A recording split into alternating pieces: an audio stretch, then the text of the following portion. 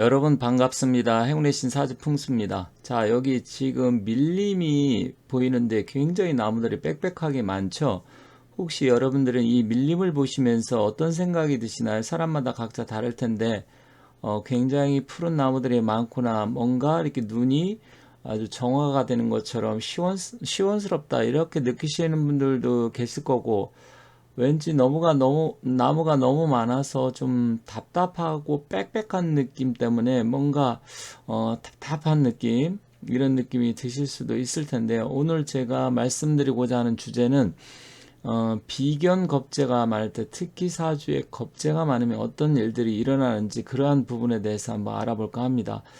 사실 이 비견겁재라는 건 같은 기운인데 어떻게 보면 너무 많아도 문제고 너무 적어도 문제인데, 사실 여기 지금 밀림 사진을 보면 저는 좀 시원하기보다는 뭔가 굉장히 답답해 보입니다.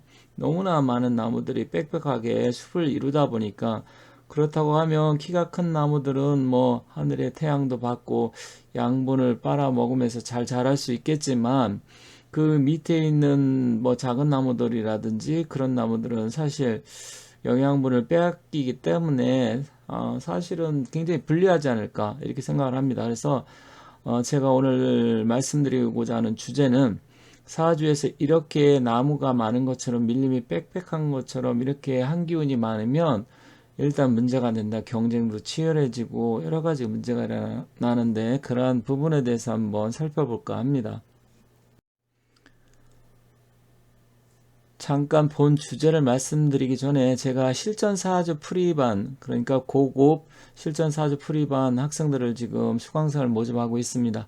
그래서 기간은 약 4개월에 걸쳐서 짧은 시간에 그동안 공부했던 사주 부분을 좀 정리를 하고 실전 사주 풀이 위주로 해서 배우실 분들 연락 주시면 좋을 것 같고요. 7월 초서부터 시작을 할 겁니다. 그리고 모집 인원은 약 뭐 4명 정도, 적으면 3, 4명 정도만, 소수 정예 수강생만 지금 모집할 생각이니까 관심 있는 분들은 여기 한번 읽어보시고 연락을 주시면 감사하겠습니다. 또한 사주를 풀면서 전법의 최고봉인 유김 혹시 아시는 분들 계실지 모르겠지만, 사주에서 어떤 정단을 내릴 때 사주에서 애매한 부분을 유김을 알면 확실하게 거기에 대한 답을 줄 수가 있는데, 유김도 필요한 부분을 두 가지, 그러니까 사주 실전 사주 풀이와 유김의 핵심 요소를 같이 4개월에 완성할 수 있도록 할 거니까, 관심 있는 분들, 또 그동안 사주 공부를 했는데 사주 통변이라고 하는데 실전 사주풀이를 어떻게 해야 될지, 또 실제로 자기가 이것을 상담사를 하려고 하는데 어떤 식으로 해야 되는지, 그러한 부분에서 좀 잘 모르시는 분들은 제가 실전 사주풀이를 통해서 말씀을 드릴 테니까 많은 연락 주시면 좋겠습니다. 그럼 본격적으로 비견겁제가 많았을 때 어떤 특징이 있는지 한번 살펴보겠습니다. 자, 첫 번째로 비견겁제가 사주에 많으면 고집이 세고 대인관계가 나쁩니다. 왜 그러냐면 자기 고집 주관이 세다 보면 당연히 사람들하고 부딪히게 되겠죠. 그리고 동업관계라든지 이런 것도 잘 맞지 않게 되고요. 그리고 대인관계에서 서툰 면이 있습니다. 그래서 결국은 사람들한테 따돌림을 당한다든지, 아니면 사람들에게 이 싸움이나 뭐 쟁투, 구설, 시비 이런 게 많게 됩니다. 그래서 그러한 부분은 상당히 좀 불리한 점입니다. 그리고 손재수가 많이 발생하고 돈이 잘 모아지지 않습니다. 그것은 왜 그러냐면 군비쟁제, 군겁쟁제라 해서 재물을 다투게 됩니다. 쟁투한다고 하는데, 그러다 보니까 돈이 들어와도 뭐 잘 모이지 않고 많이 나간다든지, 아니면 누굴 돈을 빌려주면 돈을 못 받는다든지 뭐 그런 현상이 많고요. 또 형제가 많은 경우가 많기 때문에, 물론 뭐 요즘은 형제가 뭐 옛날처럼 이렇게 대여섯 명씩 많지 않고 많아야 두세 명인데, 일단 그렇다고 하더라도 형제 운이 그닥 좋지 않고 돈이 잘 모이지 않습니다. 그래서 이런 분들은 일단 돈 같은 경우 들어왔을 때 관리를 철저하게 잘 해야 됩니다. 그리고 사실은 비견겁제가 많다고 하면 재물복, 재성이 적다 이 이야기가 되기 때문에 일단 돈복은 그렇게 많지 않습니다. 그러니까 쉽게 말하면 내가 배가 고픈데 빵은 한쪽밖에 없는데 나눠 먹을 사람이 네다섯 명 있다. 그러면 자기한테 돌아가는 몫이 적게 되잖아요. 내가 예를 들어서 빵 한 쪽이 있을 때, 나 혼자 있을 때, 나 혼자 다 먹으면 될 것을 만약에 대여섯 명이 나눠 먹게 된다. 그러면 내한테 돌아오는 그 빵 조각은 극히 적기 때문에 만족을 하지 못합니다. 그렇기 때문에 빵을 재물이라고 하면 결국 나누어야 한다. 뺏기게 된다. 이런 이야기입니다. 그리고 배우자 운이 대체로 나쁩니다. 왜 그러냐면 남자 같은 경우는 비경겁제가 많으면 쟁제를 한다 했는데 그 재물은 남자는 재물과 배우자운 여성운을 같이 봅니다. 그래서 결국 배우자를 극하게 되기 때문에 배우자가 잘 견디지 못합니다. 그리고 또 겁재가 많으면 여성분들은 자기의 경쟁 상대, 그러니까 남편의 첩을 또 겁재로 볼 수 있기 때문에 그렇게 되면 역시 여성도 그렇게 뭐 남편 덕이 좋다 볼 수는 없습니다. 그리고 형제가 많다 이렇게 되면 역시 나눠야 될 뭐 예를 들어 상속을 한다든지 부모한테 유산을 받을 때 역시 나누게 되고 또 서로 쟁투를 벌이는 경우가 많기 때문에 형제와 우애가 별로 없는 경우가 많고요. 그리고 특히 아버지를 극하는 경우가 많기 때문에 역시 그렇게 뭐 부모 덕이 좋다 볼 수는 없습니다. 그리고 대체로 비겁이 많은 사람은 자수성가를 하는 편입니다. 그래서 일찍부터 고생을 하고 자기 스스로 노력을 해서 무언가 이루어야 된다. 그러다 보니까 굉장히 고생을 많이 하겠죠. 그러한 부분도 좀 불리한 점입니다. 그렇다고 하면 이렇게 비겁이 많으면 어떻게 돼야 되느냐? 이제 행운. 행운이라는 것은 우리가 럭키 이 이야기를 하는 게 아니라 이제 운에서 돌아오는 운, 뭐 가는 운, 뭐 이런 걸 이제 행운이라고 합니다. 여기서는 행복할 행이 아니고 갈 행, 뭐 이렇게 했을 때, 그러니까 돌아오는 운, 그러니까 뭐 내운이랑 안 하고 사주에서 이걸 행운이라고 합니다. 그래서 대운이라든지 세운, 그때 식신상관, 재성운, 그리고 관성운, 편관, 정관, 운이 와야 좋습니다. 그래서 이러한 부분을 한번 예시를 들면서 한번 알아보도록 하겠습니다. 여기 있는 사주는 실제 사주가 아니고 예시를 든 겁니다. 그렇기 때문에 예시를 든 거기 때문에 혹시 뭐 여러분들이 이거하고 비슷한 사주 갖고 있을 수도 있고 아니면 약간 다를 수도 있는데 어쨌든 그냥 예시가 이렇구나 이렇게 이해하시면 될 것 같습니다. 근데 사주를 공부하신 분들은 제가 말씀드리는 것을 다 이해할 수 있겠지만 사주에 대해서 어느 정도 이제 관심은 있지만 초보자라든지 무슨 이야기 하는지 잘 모르겠다 하시는 분들도 계실 텐데 일단 제가 가급적이면 쉽게 설명하도록 하겠습니다. 혹시 이해가 안 가시는 분은 반복해서 들으시다 보면 쉽게 이해가 갑니다. 자, 여기는 개띠로 태어났는데 보면 병우월이니까 굉장히 화의 기운이 강할 때 태어났습니다. 그리고 태어난 날은 병인일, 그러니까 화의 기운을 갖고 태어났습니다. 그런데 화의 기운을 갖고 태어났는데 여름에 태어났으니까 굉장히 화기가 강하겠죠. 그런데 여기 녹색으로 된 거는 나무의 기운입니다. 그래서 인이라든지 을은 다 나무의 기운인데 실질적으로 나무라고 하면 불을 태우는 불쏘시개라고 볼 수 있잖아요. 뭐 산불도 굉장히 많이 나는 경우가 많은데 결국 이 나무는 이 불, 태양 이것을 태우는 불쏘시개 역할을 한다. 그래서 역시 이때 목은 나무의 기운으로 보는 게 아니라 전체 불로 볼 수 있습니다. 그리고 개띠와 또 시간이 미신데 이 자체도 사실은 다 또 불의 기운이에요. 그래서 이렇게 보면 공부하신 분은 알겠지만 인오술 이 세 가지 기운이 합쳐서 결국 불의 기운으로 바뀌게 됩니다. 이렇게 되면 이제 사주에서는 특별격 사주로 봅니다. 이런 사주들 같은 경우는 하지만 특별격 사주라고 하더라도 재물복은 그닥 좋지가 않습니다. 왜 그러냐면 앞서 말씀드렸듯이 여기 보면 금의 기운이 재물인데 금이라는 것은 지금 그 개뜨니까 술중 신금이라고 해서 아주 조금의 금이 땅속에 숨어 있습니다.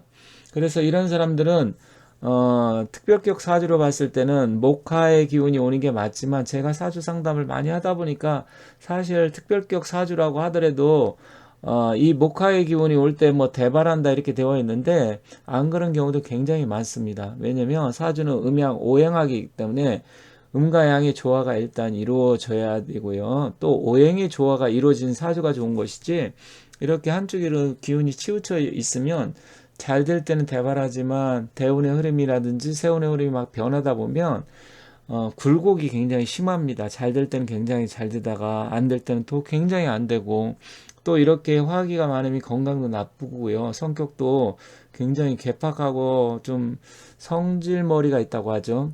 불같기 때문에 그닥 그렇게 좋은 게 아니에요. 그래서 저는 특별격 사주 같은 게 그닥 그렇게 좋게 보지를 않습니다. 이런 사람들은 원래 특별격 사주를 보면, 특별격은 뭐냐 이렇게 또 잘 모르시는 분은, 사주의 기운이 한쪽으로 치우쳐 있을 때 그 한쪽의 기운을 따른다, 종한다, 뭐 이런 이야기가 있습니다. 그게 이제 특별격인데, 오늘은 이제 그 말씀 드리려고 하는 건 아니고요. 이렇게 어쨌든 기운이, 한쪽의 기운이 비겁이 많을 때는, 아래 보시면 이렇게 화가 많을 때는 금수의 기운이 올 때가 좋습니다. 그래서 여기 보면 경자, 신축, 이민, 계묘 이렇게 되어 있는데, 대운에 이런 흐름으로 가면 굉장히 좋다. 물론 이게 사실은 이 경자, 신축 이럴 때 보면 화기가 너무 강하면 또 반대로 어떤 재물의 쟁투가 일어나서 오히려 힘들 수는 있지만, 예를 들어서 이제 천간에 임술년생이라든지 뭐 경술생이라든지 이럴 수 있고, 또 제가 띠를 지금 개띠로 해놨지만 개띠가 아니고 뭐 쥐띠라든지 아니면 원숭이 띠라든지 뭐 이랬을 때는 실질적으로 이렇게 대운의 흐름이 올 때가 굉장히 좋습니다. 그래서 이러한 부분 여러분께서 이제 공부를 하시고, 또 공부하신 지 얼마 안 되신 분, 아니면 공부가 어느 정도 됐는데 좀 아리까리하고 아직까지 통변이라든지 실전 사주풀이 어려우신 분은, 제가 앞서 말씀드렸듯이 제가 이제 4개월 속성으로 해서 이런 건 이제 풀이하는 거죠. 어떻게 풀이하고 실제로 질문을 했을 때 어떤 게 대입을 하고, 또 이 사주에서 잘 풀리지 않는 부분을 유김 전법을 통해서 강의를 할 테니까, 일단 앞에서 말씀드렸듯이 여러분들이 이제 4개월 만에 속성으로 완성하고 싶으신 분은 연락 주시면 이런 사주 풀이하면서 실전 사주 풀이를 해서 정확하게 말씀드리도록 하겠습니다. 지금 앞에 있는 사주를 이제 목화토금수 오행으로 표시한 게 아니라 이렇게 한글로 일간, 비견겁재, 편인정인, 뭐 식신상간 이렇게 해놨는데, 실질적으로 식신상간은 비견겁재가 많을 때 필요한 기운이긴 하지만, 아까 같은 경우는 합의 기운 때문에 결국은 같은 기운으로 본 거고요. 이렇게 일간, 비견겁재가 많고 편인정인 많을 때 이렇게 식신상간은 도움이 됩니다. 그래서 이런 사람들은 앞서 말씀드렸듯이 식신상간이 오든지 아니면 편제 정제가 오든지 아니면 편간 정간이 와야 됩니다. 그래서 아래 대운의 흐름을 보면 여기 이렇게 뭐 편제 그리고 편간 이런 식으로 기운이 올 때 그때 일이 잘 된다. 예를 들어서 재물운이 들어오면 돈복이 좋아지고요. 그리고 이제 식신상간이 오면 어떤 새로운 일을 시작한다든지, 어떤 계기를 마련, 그러니까 돈을 벌 수 있는 계기를 마련한다든지, 아니면 일이 좀 식복이 좋아서 잘 풀린다든지 그런 부분이 있고요. 또 편관 정관이 들으면 이제 어떤 일이 잘 풀리고 직업운이 좋아진다든지, 여성 같은 경우는 일단 뭐 이제 좋은 남편을 만난다든지 남자 덕을 본다든지 그렇게 될 수가 있습니다. 그래서 여기는 지금 제가 일간, 비견, 뭐 겁재 이렇게 한글로 표시를 해뒀지만, 실제로 자기가 사주 풀이를 했을 때 이제 잘 모를 때는 이제 만세력을 보면 이렇게 일간, 뭐 비견, 편인, 정인 막 이런 게 있습니다. 그래서 그러한 부분을 여러분께 잘 살펴보시는데, 뒤에서 한번 예를 들어서 한번 살펴보도록 하겠습니다. 여기 보시면 태어난 날에 그 기운은 10개가 있습니다. 그래서 십천간이라고 하는데, 갑을병정, 무기, 경신, 임계, 그리고 이 갑을은 목의 기운이고 병정은 화의 기운이고 무기는 토의 기운이고 경신은 금의 기운이고 임계는 수의 기운입니다. 자, 오행 표시를 목화토금수 이렇게 색깔별로 해뒀습니다. 한눈에 보기 편하게 이렇게 해뒀고요. 오른쪽에 내가 태어난 날에 갑의 날에 태어난 사람이다. 그럼 비견은 갑과 인이고 겁재는 을과 묘입니다. 내가 태어난 날이 을목일 날 태어났다. 그러면 비견 겁재는 비견은 을과 묘가 비견이고요. 겁재는 갑과 인입니다. 그래서 비견 겁재는 반대입니다. 왜 그러냐면 비견은 나하고 같은 오행, 플러스면 플러스, 마이너스면 마이너스.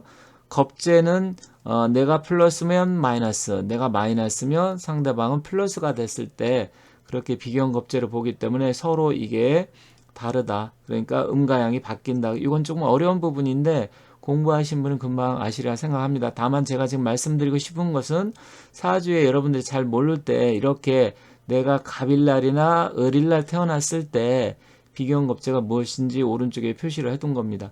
병정화일 때는 역시 병일날은 병과 사가 비견이고 정과 오가 겁제입니다. 그리고 정일날은 정과 오가 비견이고요. 그리고 겁제는 병과 사가 겁제가 됩니다. 그리고 이제 무기는 토잖아요. 그럼 무일날 태어난 사람은 무, 진술이 비견이고요. 기축미가 겁제가 됩니다. 그리고 기토일날 태어난 사람은 기축미가 비견이고 겁제는 무, 진술이 겁제가 됩니다. 여기 그냥 천천히 보시면 이게 비견이고 이거 겁제구나 아실 수 있습니다. 물론 오른쪽에 만세력 보면 이제 겁제 뭐 이렇게 표시가 되어 있는데 그건 조금 이따 말씀드리겠습니다. 자, 경신금일날, 경금일날 태어났으면 경신이 비견이고요. 신과 유가 겁제가 됩니다. 그리고 신금일날 태어났으면 신과 유가 비견이고 경과 신이 겁제가 됩니다. 그리고 임계수일날 태어나신 분, 임일날 태어났으면 임과 해가 비견이고 개와 자가 겁제가 됩니다. 계수일날 태어나신 분은 개와 자가 비견이고 그리고 임과 해가 겁제가 됩니다. 그래서 앞에 있는 것은 천간이고 뒤에 있는 건 지지를 나타내는데 자 오른쪽 보시면 개묘년, 기미월, 무진일, 임술시에 어떤 사람이 태어났다. 그러면 여기 보면 이 사람은 태어난 날은 무토일날 태어났고요. 아래 지는 이제 왼쪽에 아까 비견이라고 했으니까 비견으로 써 있고요.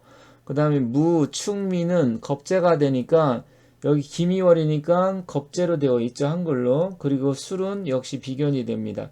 그러면 이 사람은 사주가 굉장히 신강한 사주예요. 비견 겁제가 많기 때문에. 그런데 오른쪽 보면 개는 정제가 되고 그리고 시간에 보면 임은 이제 편제가 되는데 이렇게 되면 이 사람은 지금 양쪽에 정제와 편제를 갖고 있는데 편제 정제가 뿌리를 그걸 이제 사주에서 통근이라고 하는데 뿌리를 박지 못하고 있습니다. 굉장히 하늘에 떠 있는 형상이기 때문에 이 편제 정제는 힘을 쓰지 못합니다. 그리고 더군다나 계묘생이면 밑에 정관은 또 이 정제가 정관에게 그러니까 정관은 나무인데 나무한테 물기를 또 빼앗기는 역할을 하는 것이기 때문에 이때는 굉장히 인생이 고롭고 힘들다. 그렇다고 하면 이 사람은 여기 대운이 뭐 10일, 20일, 30일 이렇게 되어 있는데 11대운, 21대운까지는 정사 병진대운이어서 여기 보시면 이때까지는 굉장히 힘듭니다. 왜냐면 화토가 오면 안 돼요, 이분은. 그 다음부터는 30일대운부터 을묘, 40일 갑인대운, 50일 개축대운에 약간 조금 또 변화는 있겠지만 전반적으로 봤을 때 그래도 그나마 좋고 60일 임자, 70일 신해 대운이 굉장히 좋습니다. 일단 30대 이후부터 대운이 좋다. 그래서 전반적으로 재물복은 50대 이후부터 좋아지고 직업운이 30대 40대 튼튼해지고 그래서 이런 사람들은 좀 공무원이나 국가기관 아니면 뭐 이제 검찰, 군인, 경찰 이런 거 하면 좋겠다. 사업은 조금 어울리진 않는데 사업은 처음에 힘들다가 50대 이후부터 굉장히 좋아지고 돈복이 들어온다 이렇게 보시면 될 것 같아요. 그래서 이런 사주가 혹시 있다고 하면 결론적으로는 굉장히 힘들지만 대운의 흐름이 좋아야 되고요. 그렇게 된다고 하면 결과론적으로 이제 나이가 들면서 좋아지는 건데 그런데 이런 사주들은 가급적이면 동업을 하지 않는 게 좋습니다. 남하고 같이 동업은 잘 안 맞아요. 그리고 사실 부부 궁합이 그닥 좋지 않기 때문에 궁합을 아주 잘 보고 정말 맞는 사람을 만나야 됩니다.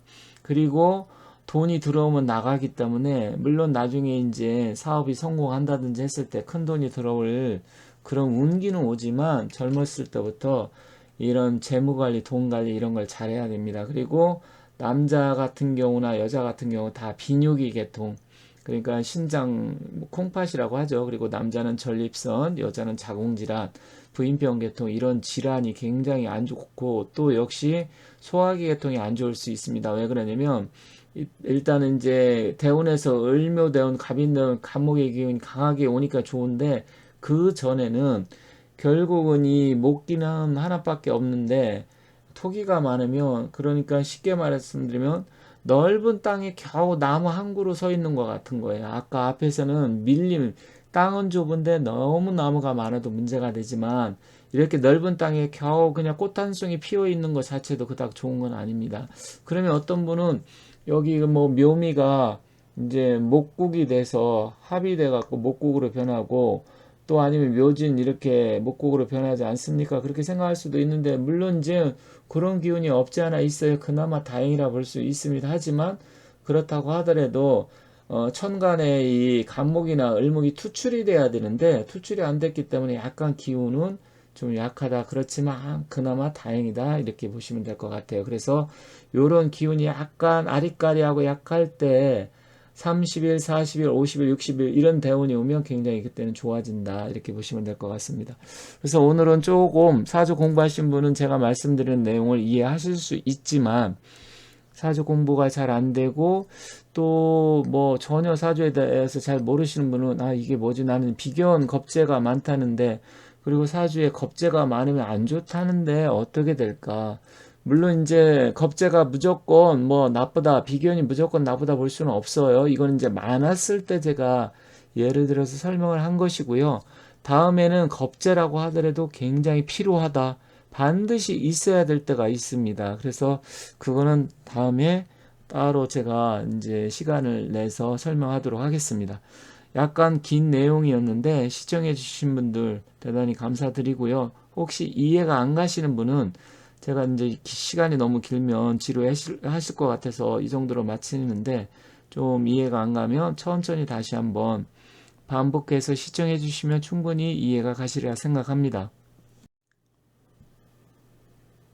혹시 사주에 물이 네다섯 개 이상이 있다, 너무 많다 하시는 분들은 또 물이 많을 때 특징이 나타나는데 좀 조심해야 할 것들이 있습니다. 그래서 궁금하신 분들은 제가 이미 영상을 올려놓은 게 있으니까 그걸 한번 찾아서 참고하시면 좋을 것 같습니다. 자, 이렇게 해서 오늘은 비견겁제가 많을 때 어떤 특징이 있는지 한번 살펴봤습니다. 감사합니다.